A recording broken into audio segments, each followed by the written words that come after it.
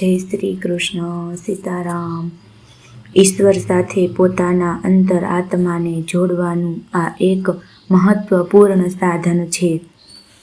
ભક્તિ સૂત્ર ભગવાનને શરણાગતિ આપવાથી, સંતને મળવાથી જીવનની બધી શંકાઓ દૂર થાય છે. દુનિયામાં બધું ભાડા પર મળે છે, આ શરીર પણ. તો પછી અભિમાન શા માટે? તમને સાચો સત્સંગ મળે પછી તમે રહેશો નહીં. તમારું સમગ્ર અસ્તિત્વ જ બદલાઈ જશે.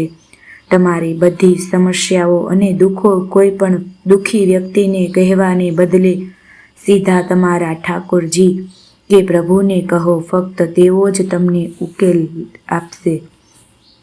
ઠાકોરજી બહુ દયાળુ છે કે જો કોઈ જીવ તેની સમક્ષ એકવાર પણ નિષ્ઠાવાન લાગણીઓ સાથે આવે અને તેમનું માથું નમાવે પછી તો તે તરત જ તેને બધા પાપો અને ગુનાઓથી મુક્ત કરી સુખ આપે છે. આ દુનિયા બધું જ બદલાઈ શકે છે. આ દુનિયામાં ફક્ત એક જ વસ્તુ નિશ્ચિત છે, તે છે પ્રભુનું નામ અને તેમનો પ્રેમ. જેને યોગ ગમે તેને ભોગ ન ગમે.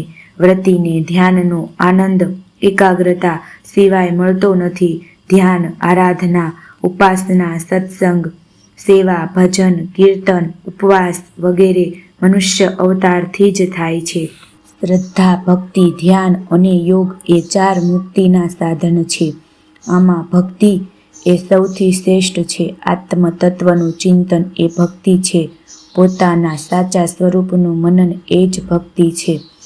પોતાના સાચા સ્વરૂપની પરખ તરફ દોરી જાય એ જ ભક્તિ છે.